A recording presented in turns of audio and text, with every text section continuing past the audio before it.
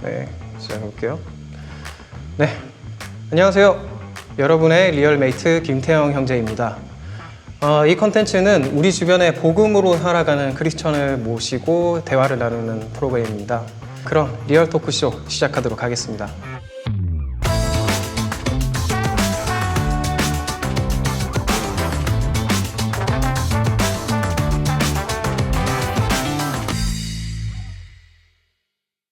네, 리얼 토크쇼 그 두 번째 시간을 위해서 제가 한 교회에 찾아오게 되었습니다.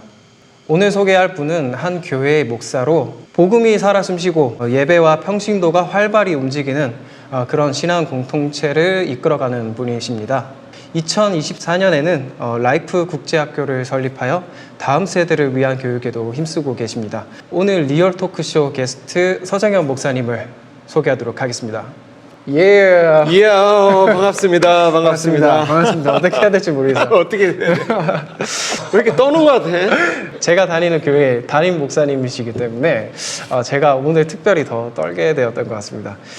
그럼 목사님 간단하게 본인 소개 좀 부탁드리겠습니다. 네, 반갑습니다. 동탄 살아있는 교회 담임 목사 서정현입니다. 그리고 2024년부터 라이프 국제학교의 교장 선생님으로 또 섬기고 있습니다. 그리고 에녹이 지아 아빠고요. 또 제 아내 주수미 사모님의 남편이고요. 우리 김태형 형제의 목사님이에요. 예, 너무 반갑습니다. 네, 아까 말씀드렸다시피 이분은 제가 섬기고 있는 교회의 담임 목사님이십니다. 하지만 그 이전에 못된 연필이라는 아주 독특한 활동명으로 크리스천 음악 앨범을 발표하셨고요. 당시에 대한민국 대표 크리스천 전문 매체에서 앨범 판매 부분의 1위를 몇 달간 차지하기도 했었는데요. 그럼 목사님, 과거 본인에 대해서, 본인의 본캐에 대해서 네. 좀 설명드릴게요. 제 본캐 하나님 자녀.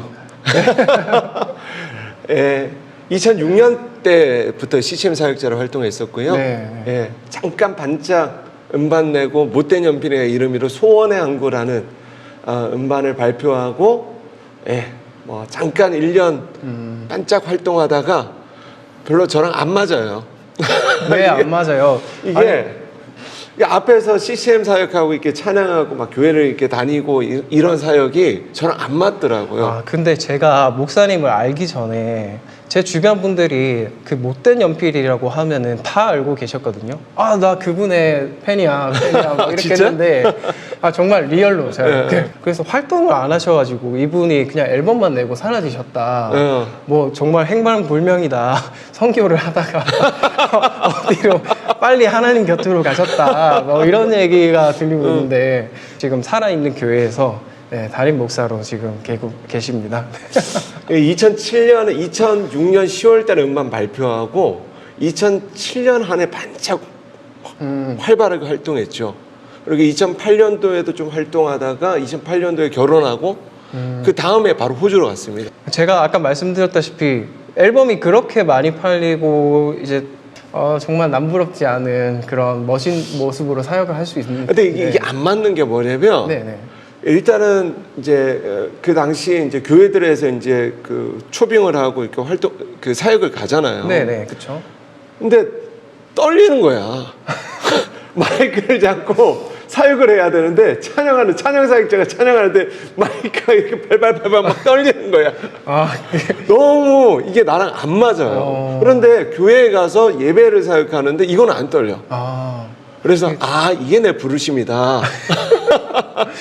정말 본인의 달란트가 한쪽으로 이렇게 특주를 나셨는데 또 그거를 사용하는 데 있어서 정말 재능이 없었던 그런 케이스죠. 그러니까 저는 이제 음반 작곡하고 그다음에 음반 만들고 프로듀싱하고 그런 활동들을 이제 병행하면서 하다가 이제 완전 이제 예배 사역자로 전향을 했죠. 그럼 호주로는 어떠한 계기로 넘어가시게 된 거예요?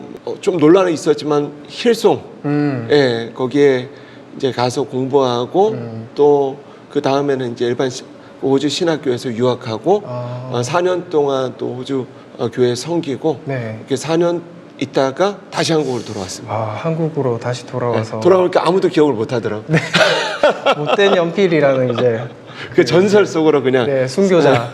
못된 연필은 순교자시고, 목사님이 이제 그러한 호주에서의 사역, 또 국내에 와서 또 오랜 기간 또 전도사로서, 부교역자로서 사역하셨는데, 그것 말고도 가장 사역을 하시면서 두려움과 담대함이 공존하던 시기는 언제였을까요? 이거 우리 지난 주일에 그 설교 아닌가요? 두려움과 담대함이 공존하던 시절을 그쵸. 네, 여쭤보고 싶습니다. 사실은 이제 첫 번째는 제가 하나님께서 저를 사역자로 부르실 때 사실은 뭐 예배 사역할 때는 그렇게 막 두려움과 어떤 뭐 담대함이 공존하고 막 그런 시기는 아니었고 그때는 그냥 별 생각 없이 사실 했던 것 같아요. 그냥 뭐 여러 가지 어려움들이 있었지만 크게 문제가 저에게 되지 않았는데 사실 이제 제가 대학교 4학년 때 자퇴를 했습니다. 예, 그 당시에 숭실대 실내건축과를 다니다가 그리고 또 뭐 제가 우여곡절이 많았어요 삶에. 그래서 대학교 4학년 때가 제가 29살이었습니다. 29살 당시에 대학 졸업도 네, 아직 못했어요. 근데 29살 때 주님이 저를 주의 종으로 부르신 거예요. 그 대학 졸업은 마치고 주님께서 그러니까 나도 그게 일반적인 거잖아. 그게 일반적인 거고 저희 부모님도 제가 29살 때 아내랑 교제하고 있었고 네네. 그 다음에 4월 달에 이제 결혼하기로 다 이야기하고 상견례 다 하고 그때 주님이 저를 주의 종으로 부르셨어요. 근데 어떻게 부르셨냐면 네가 하고 있던 거 네가 걸어왔던 모든 길들 이거 다 부인하고 다 떨쳐버리고 온전히 나를 쫓아라. 그래서 이게 뭐냐면 이게 대학교 자퇴하라는 메시지를 저는 받았어요. 예. 많은 사람들은 뭐 그렇게까지 주님을 따라야 돼. 그렇게까지 뭐 주의 종이 돼야 되냐. 그냥 신대원 가면 되지. 근데 저는 좀 특별하게 부르셨던 것 같아요. 그래서 당시에는 뭐 아니 신대원 마치고 너가 나중에 목회자가 되더라도 안 될 수가 있으니까 그치. 그거 졸업은 해놔. 그치. 혹시 모른다 이렇게 하셨는데 확실한 부르심으로. 네, 확실한 부르심. 그런데 그게 왜 주님이 그렇게 나를 부르셨냐면 호주에 이제 유학하러 갔는데 사는 게 너무 힘들더라고. 그러니까 이 주의 종의 길을 가는 게 너무 고되더라고. 그리고 난 결혼을 했잖아. 아이도 있잖아요. 네. 못 가겠더라고 진짜. 근데 어느 순간 내가 그거 졸업했으면 나 이 길 못 갔겠구나라는 생각이 들더라고. 나 그냥 원래 과거에 살았던 대로 그대로 살았겠구나라는 생각이 들더라고. 근데 이제 약간 그 6.25 전쟁 때 이게 그 전쟁 때 이렇게 주로 하는 게 뭐냐 다리를 끊어버리잖아. 이렇게 네. 테러를 차단해버리잖아. 주님의 내 인생 가운데 그 일을 행하신 거지. 네, 너무 네. 정확한 비유. 아무튼 그래서 주의 종으로 좀 부르실 때에 네. 두렵고 그런데 막상 순종해서 가다 보니까 계속해서 주님께서 제 마음 가운데 담담을 주시더라고요. 그래서 그게 이제 첫 번째였고 두 번째는 사실 교회 개척할 때였죠. 교회 개척할 때 네. 그때가 가장 두려우셨던 시기라고요? 사실은 뭐 일반적인 개척 요즘 개척을 뭐 이렇게 맨땅에 헤딩하듯이 개척하는 사람들이 잘 없잖아요. 네. 그냥 뭐 분리 개척을 하거나 아니면 적절히 이제 개척 멤버 모여서 하거나 아니면 뭐 다 나쁜 건 아니지만 어떤 부목사로 사역을 하다가 몇몇 성도들 같이 좀 이동해서 이렇게 교회를 개척하거나 그게 일반적인 건데 제가 교회를 개척할 때 주님이 저한테 교회를 개척하라 말씀하실 때 딱 세 가지 말씀하셨습니다. 제가 인천에 그 당시에 부교육자로 사역할 때 첫 번째 인천을 떠나라. 두 번째 성도들 아무도 같이 나가지 말아라. 세 번째 다음 세대의 심장으로 들어가라. 다음 세대의 신장이라고 하면 무슨 뜻인지 모를 수 있는데. 그러니까 뭔 뜻인지 모르죠. 네. 그게 무슨 뜻이었어요? 그러면? 그러니까 지금의 이제 우리 동탄 살아있는 교회는 다음 세대를 세우는 교회, 교회고 그래서 라이프 국제학교도 세웠고. 근데 그때 당시에 뭐 어디가 다음 세대의 심장인지 모르지만 확실한 것은 주님은 다음 세대 사역자 저를 부르셨다는 거예요. 그런데 이제 다음 세대 사역자도 이제 저마다의 부르심이 있는데 사실 저는 주님의 메시지가 어떤 청소년 청년들을 세우는 이 다음 세대인 줄 알았는데 이 동탄은요 그런 다음 세대가 아니라 완전 그 밑에 알파 세대, 완전 어린 아이들. 알파 세대. 네네네. 여기 자막 밑으로 알파 세대가 어떤 건지 이제 좀 설명을 네, 깔아놨을 텐데 그 알파 세대를 위해서. 나중에 이제 그럼 다음 세대의 심장이 어디냐? 막 홍대도 가보고 그다음에 뭐 나름 핫하다던데 뭐 일산, 뭐 강남, 김포 다 가봤는데 주님의 마음의 감동을 안 주셨어요. 사실 저는 송도 가고 싶었습니다. 송도. 예. 그렇죠. 근데 송도 인천이잖아요. 네, 맞아요. 주님의 말씀에 이게 첫 번째 불순종은 어긋나는 거지. 송도가 그 도시가 저랑 좀 맞거든요. 네, 그런 것 같아요. 예, 맞는데 저는 거기 너무 가고 싶었는데 주님이 아니라고 마음을 주셨어요. 그래서 그러면 어딥니까 했는데 그때 당시에 제가 사역하던 교회 담임 목사님이 목사님 그럼 개척할 거면 동탄 어떠냐고 저거 가보라고 했는데 딱 왔는데 주님이 여기란 마음을 주시는 거예요. 근데 알고 보니 동탄이 전국에서 가장 젊은 도시, 그쵸. 다음 세대 비율이 가장 많은 도시. 저 대한민국에서 이제 평균 연령이 가장 낮은 도시 맞아요. 중에 하나입니다. 네. 네. 그래서 아무튼 동탄에 그러면 그때 당시에 이제 목사님 그럼 개척 어떻게 할 거냐고 그래서 저는 우리 가족이랑 뭐 그냥 아파트에서 그냥 개척할 거라고 그렇게 말씀드렸더니 목사님이 그 개척만 3번 하셨어요 그분이. 그러니까 개척을 아시는 분이시지. 개척의 달인. 개척의 달인. 장인. 개척의 장인. 그러니까 저한테 씩 웃으시면서 목사님 개척 그렇게 하는 거 아니에요 라고 말씀하시더라고요. 그래서 가서 작은 사무실이라도 알아보라고 해서 이제 사무실 알아왔더니 이제 목사님이 그러면 그 개척교 그 상가에 보증금과 1년치 월세를 교회에서 지원하시겠습니다. 예, 그렇게 목사님 그때서야 저 진짜 아무것도 부정된 게 없었어요. 사실 방금 그 하신 얘기가 현실적으로 정말 동떨어진 이야기입니다. 1년치의 월세와 보증금을 이렇게 그 전에 그 이제 당시에 이제 마지막으로 사역하시던 그 교회가 교회에서. 큰 교회도 아니었어요. 예. 근데 어떻게 그런 과정이 되었을까요? 이게 사실 한국 교회에서는 이 과정이 정말 현실적으로 불가능한 영역 중에 하나이거든요. 특히나 이제 분립 개척이 아니고 아예 독립적으로 정말 독립적으로 성도 한 명도 데려나가지 않고 네. 이 개척을 하게 됐을 때 지원을 받는다는 게 정말 현실적으로 동떨어졌는데 어떻게 해서 그 과정이 이루어진 거예요? 이게 설명을 하고 제가 어떤 매뉴얼을 만들 수가 없는 거죠 이게. 저는 그렇게 생각해요. 교회는 순종으로 세워진다. 근데 주님의 말씀하심에 내가 토달지 않고 계산하지 않고 순종했을 때에 대신 그 주님의 말씀이 주님이 나에게 말씀하신 것이 맞는가에 대해서 확실하게 검증해야 돼요. 여러 번 검증하고 그게 정말 맞다면 순종하면 주님이 일하십니다. 그래서 뭐 교회 이야기 조금 더 하면 괜찮아요? 네. 근데 너무 감사했어요. 1년치 뭐 보증금 그다음에 1년치 월세 큰 돈이었거든요. 그런데 어떻게 살아?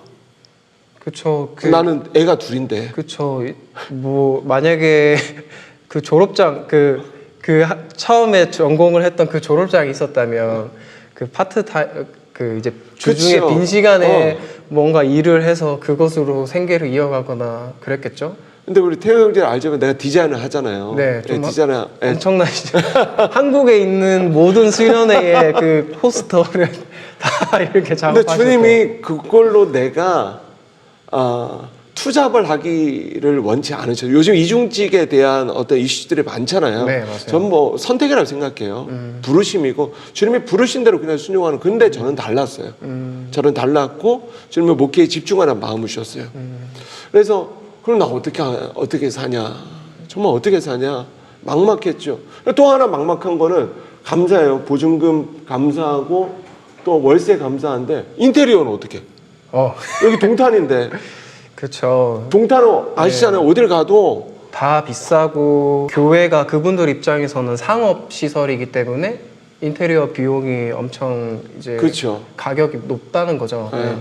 그래서 저는 그때 이제 지금 성전 이전했지만 그때 이제 한 50평 정도 됐잖아요. 네. 처음에 저 믿음이 있었어요. 하나님 채워주실 것이다. 그래갖고 그때 당시에 제가 이제 A급 인테리어 하시는 그 집사님께 찾아가고 제 아는 지인 집사님 계셨습니다. 예. 그래서 딱 갔더니 뭐 견적을 한 8천만 원을 내주시더라고. 근데 큰 돈이잖아. 근데 믿음이 있었어. 주님 주실 거다. 근데 이제 공사 들어가는데 주님 안 주시더라고. 이제 땀이 이제 뻘뻘. 이게 하나님의 생각은 항상 내 생각과 달라요. 이게 기가 막히네. 왜 다른 거죠? 아니 그렇게 개척하라고 하셨으면 주셔야지. 좀 어느 정도는 맞아야지 내가 좀 안정감 느끼면서. 그냥 안 주시는 거야. 그때 와, 그 소위 그 뭐야 요즘 말로 현타가 오더라고요. 네. 네, 정신 번쩍 들더라고. 그래서 그때 당시에 이제 그 제가 인천에 있던 교회에 이제 A급 인테리어 막 큰 업체는 아니고 작은 동네에서 인테리어 하시는 집사님 한 분 계셨어요. 이분에게 부랴부랴 이제 부탁을 드리고 최저로 그러나 좀 이쁘게 신경 써서 인테리어하면 얼마 정도 들겠습니까? 그때 그분이 견적을 내주셨던 게 저는 이 숫자를 잊을 수가 없어요. 2,700만 원이었어요. 많이 줄었잖아요. 근데 저한테 돈이 어디 있어? 그래도 없어. 근데 저는 그 돈 하나 주실 줄 알았어. 네네. 2,700밖에 안 되니까 네. 8,000에서 2,700을 낮춰드렸잖아. 이제는 이제는. 근데 주님 안 주셔. 왜? 와, 기가 왜요? 막혔어요. 근데 그때 주님 저한테 뭐라고 말씀하셨냐면 네가 심어야지 그러시더라고요. 네가 심어야지. 네가 먼저 심어야지. 그래서 그때 당시에 제가 나름 뮤지션이었잖아요. 네. 예. 그때 당시에 나름 그 괜찮은 이제 기타 중고를 팔아서 500만 원. 좋은 기타잖아. 그 기타 알잖아. 콜린스 아니에요? 그게 뭐 백으로 치면 뭐 샤넬, 구찌 뭐 그치. 이런 게 아니라 네. 에르메스다. 뭐 그렇게 이제 아무튼, 볼 수 있는 그 네. 기타를. 아무튼 저한테 너무 소중한 거였죠. 그때 당시에 그리고 기타 그다음에 카메라 뭐 영상 작업도 많이 했었으니까 카메라 그다음에 컴퓨터 다 팔았어요. 다 팔았는데 한 900만 원 정도 나오더라고. 그렇죠. 그거 주님께 드렸죠. 그거 주님께 드리고 그때 당시에 인천 그 교회에서 저는 개척 파송 예배를 드려주셨어요. 제가 사랑 많이 받았어요. 네네. 그래서 성도들이 실제적인 제가 개척 이야기니까 숫자를 이야기하는 거예요. 네네. 성도들이 뭐 한 그때 당시 한 300명 정도 모였던 그때 아무튼 성도들이 그때 헌금을 또 900만 원 정도를 해주셨어요. 1,800만 원이 생긴 거예요. 이제 네네. 해볼만 하잖아요. 네. 2,700 중에 3분의 2가 생긴 거예요. 해볼만해. 네, 해볼만 하죠. 그래서 그 집사님에게 그 돈을 가지고 와갖고 집사님 저희가 지금 이 돈밖에 없습니다. 그런데 집사님 이거 작업하다가 보면 인테리어 하다 보면 주님 채우실 것 같아요. 그 믿음이 이제는 그 믿음이 있습니다. 제가 심었으니까 네. 집사님도 같이 좀 심어주시겠습니까? 그래서 그 집사님이랑 둘이서 50일 동안 인테리어를 이제 시작했던 거죠. 그렇게 해서 네. 주님이 50일 동안 공사하는 동안 모든 재정을 채워주셨어요. 그래서 빛이 없이 교회를. 빛 가운데서 시작된 거예요. 네. 할렐루야. 빛이 없이 빛 가운데 한국의 빛이라는 단어가 거의 그죠? 어감이 두 가지가 있잖아요. 그 밝은 빛이랑 그 점 하나 빠진 그거랑 그냥 진짜 점 하나 찍은 그 빛으로 시작하게 맞아요. 네. 네. 그래서 그리고 이제 2009년 3월 5일 날 이제 창립 예배 드리고 그때 또 성도들이 많이 또 와주셔서 네, 지인들이 맞아요. 와주셔서 또 헌금해 주셨어요. 그래갖고 그 돈을 간판 달았죠. 그 돈을 간판 달고 그렇게 완전히 그냥 아무것도 없이 시작해요. 네.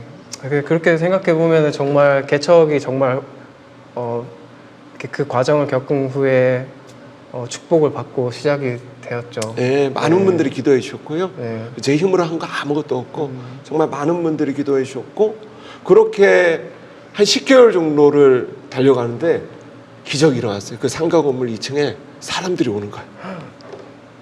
그래서 5명으로 시작됐던 그 교회가 네. 10개월 만에 한 3, 40명이 됐습니다. 와, 그렇죠. 그리고 코로나가 왔죠. 네. 두둥. 그 코로나의 그 시기를 겪었는데 어쨌든 제가 오늘 촬영일 기준으로 지금 5년 차가 되었어요. 살아있는 교회. 그 동탄에 처음에 반송동을 개척을 시작으로 그 이후 교회에서는 어떠한 그 성장과 변화를 이루었는지 궁금합니다. 일단은 저희가 이제 그러니까 만 5년 정확히 5년 반 정도 좀 지난 것 같습니다. 네네. 근데 그 중에 코로나 3년이잖아요. 그렇죠. 그냥 코로나 3년이고 참 이해할 수 없는 그 주님의 시간들을 통과해 가면서 이해할 수 없는 하나님의 일하심을 경험해 왔던 것 같아요.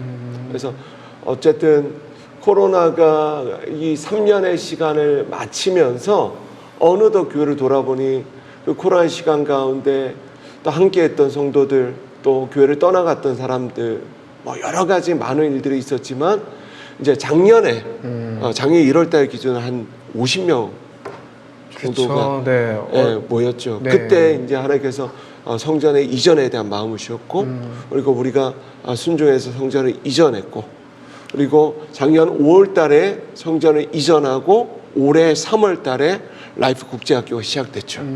그러니까 뭐 어떻게 그렇게 됐냐? 그 원동력이라든지 이유가 어떻게 되는 거예요? 그럼? 좀 본질에 집중했던 것 같아요. 그러니까 알겠지만 우리 교회에서 전도 축제 같은 거 한 적 한 번도 없잖아요. 그렇죠. 우리 전도 딱 태생적으로 전도 못하는 그 소극적인 사람들. 그 담임 목사가 아이라 갖고 성도들의 아이들이 그냥 많아요. 내추럴하게 너네들. 네. 근데 우리가 뭐 했냐면 계속 예배하고 기도하고 그다음에 말씀에 집중했죠. 그래서 뭐 지금도 교회를 처음 개척하고 지금까지 담임 목사가 계속 하는 게 본문만 다루고 계속해서 같은 이야기 해요. 예배, 말씀, 기도 이 세 가지 집중하자. 맞아요. 예. 귀에 딱지가 이렇게 피가 막 이렇게. 네, 피 흘림 있어야 돼. 요즘 들어서 이렇게 복음을 전하거나 전도를 하는 게 어려운 사람들이 네. 되게 많은 것 같아요. 네. 그렇게 위축되고 그렇다 보면은 내가 과연 그리스도인인가? 라고 스스로 자책하고 이제 좀 조그라드는 이제 그런 케이스들이 많은데 혹시나 이제 목사님께서 그런 고민을 하고 계신 분들 있다면 하고 싶으신 말씀이 있을까요? 저는 그렇게 말하고 싶어요. 그리스도인으로 살아라. 그런 말씀이 있잖아요. 오직 의인은 믿음으로 말미암아 살리라. 그러니까 믿는 것과 사는 것이 자꾸 분리되는 시대인 것 같아요. 너 믿는 거는 괜찮아. 근데 그 믿음으로 살려고 유난 떨지 마. 하는 게 이 시대가 던지는 메시지거든요. 예. 그러니까 그걸 너 믿는 거 괜찮아. 그걸 그렇게 믿어. 그런데 그 사는 걸 자꾸 나한테 보이지 마. 이게 이 세상이 던지는 메시지거든요. 근데 사람들은 뭘 보기를 원하냐면 진짜 그리스도인들을 보기를 원해요. 믿음으로 말미암아 사는 사람들. 근데 이게 버겁죠. 왜냐면 이 시대가 그런 사람을 용인하지 않아. 그런데 반대로 그 사람들은 진짜 믿음으로 말미암아 사는 사람들을 찾고 있어요.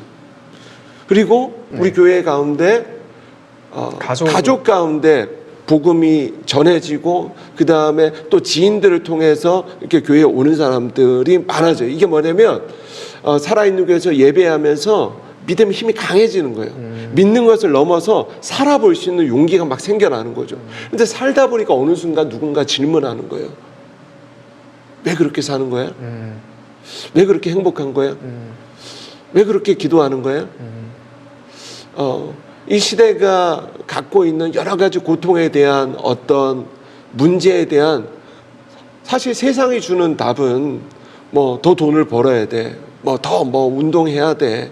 그 다음에 뭐 마음을 다스려야 돼. 뭐 명상해야 돼. 이런 게 세상이 주는 메시지인데 네, 그리스도인이 갖고 있는 이 답이 완전히 다르잖아요. 네, 맞아요. 근데 그게 진짜 답이라는 것을 그들에게 통과시킬 수 있어야 된다는 거죠. 그래서 너 믿는 거 그냥 믿는 거는 종교잖아요.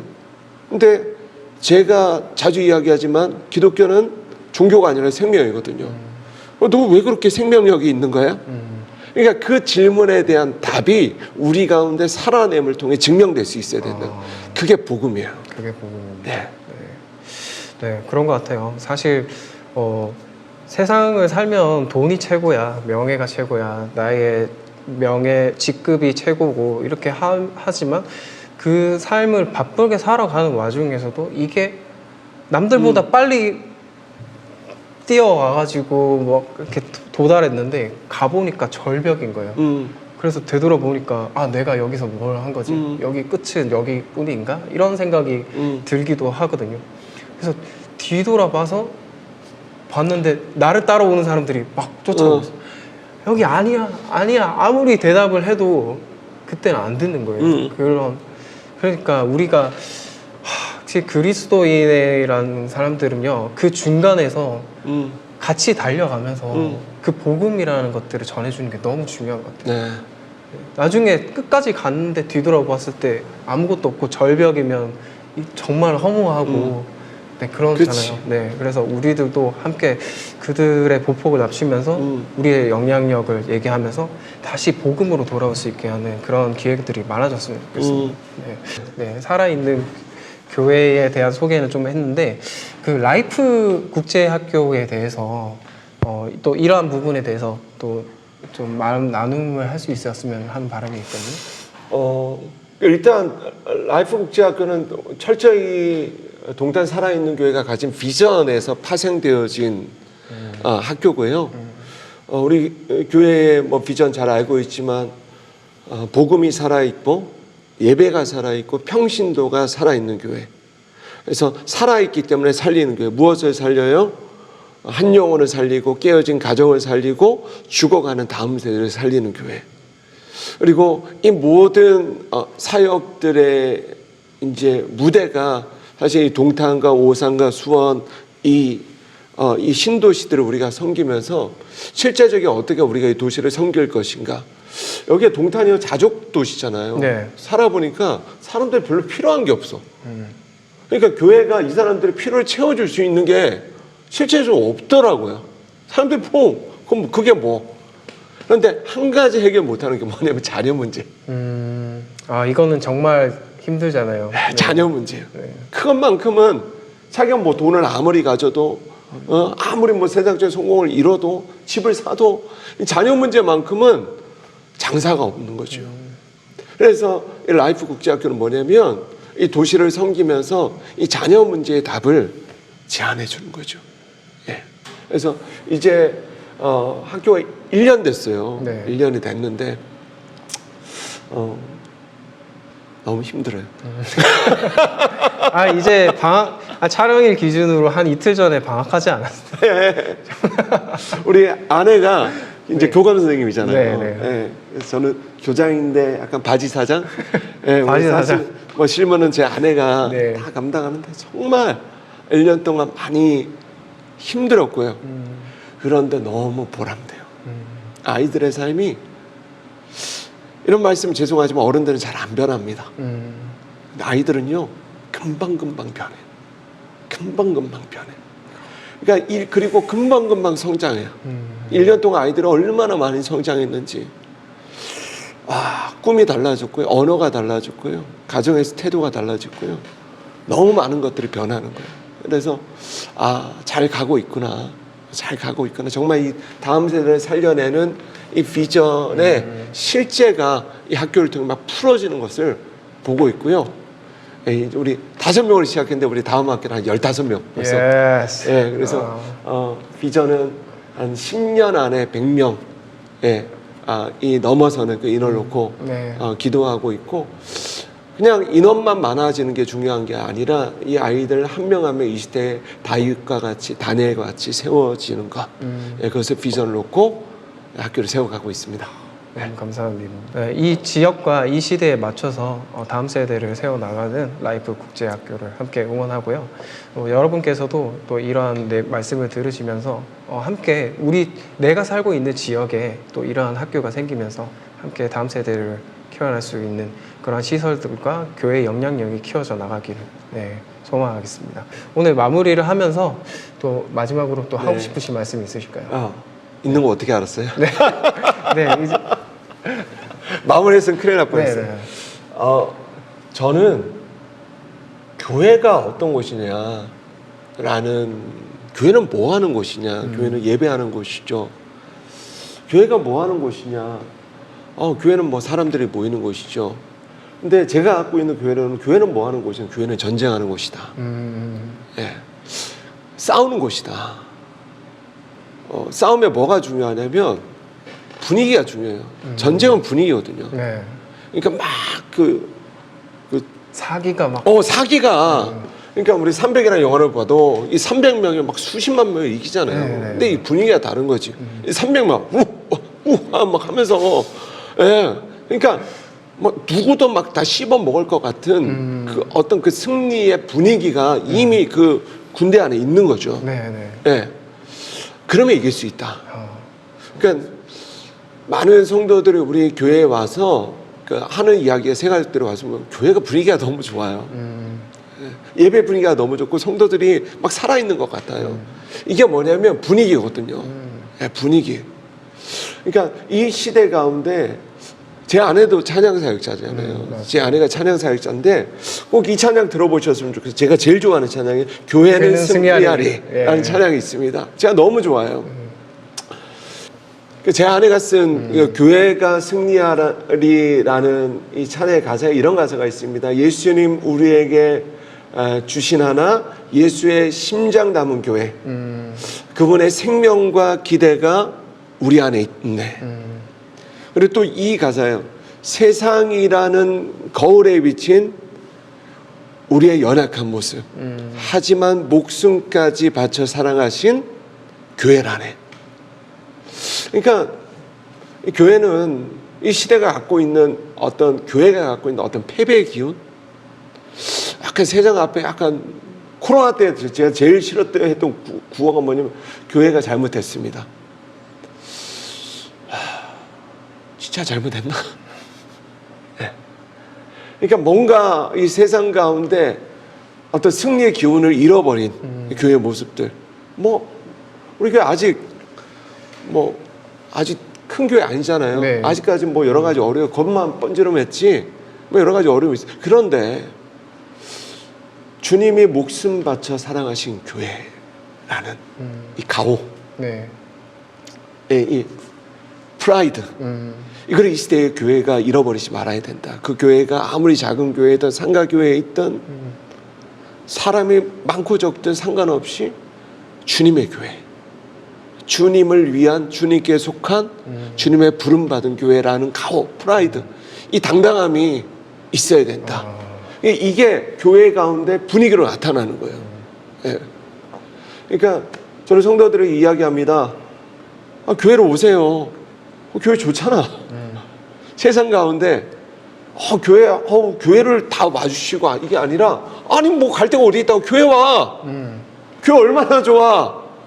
주님의 임재가 있고 예배할 수 있고 왕대 주님이 다스리시는 교회, 주님의 왕되신 교회 얼마나 좋아. 어떤 이게 그냥 어떤 그 구호가 아니라 정말 이 교회가 갖고 있는 프라이드. 교회는 건물 아니잖아요. 교회는 건물이 아니잖아요. 교회는 예수 그리스도께서 머리 되시고 우리는 그의 몸의 지체라고 말씀하셨잖아요. 우리가 교회다. 그리고 같이 예수 그리스도 예수님이 머리 되신 같이 연합되어진 그 교회가 어떻게 패배할 수 있겠어요? 이게 이 승리의 기운이 사실 이 시대의 교회들 가운데 너무나 필요하다. 네. 큰 교회든 작은 교회든 상관없이 그 교회는 하나님이 주인 되신 교회입니다. 그렇기 때문에 프라이드를 잃지 말고 오히려 더욱더 강하게 굳세게 각자가 섬기는 교회에서도 그러한 일들이 일어나기를 여러분 소망하겠습니다. 여러분 복음을 전하는 것은 신분이나 능력의 문제가 아니라 순종과 헌신에서 비롯됩니다. 아멘. 하나님은 우리 모두를 복음의 도구로 사용하시길 원합니다. 네, 오늘 함께 해주신 서정현 목사님께 진심으로 감사드리면서 리얼 토크쇼는 앞으로도 여러분과 함께 복음의 기쁨과 사역의 이야기를 나누는 그런 공간이 될 것입니다. 다음 시간에도 더 풍성하고 은혜로운 이야기로 찾아뵙겠습니다. 네, 함께 해주신 여러분 감사합니다. 복음과 함께 승리하는 주간 되시길 바랍니다. 감사합니다. 컷!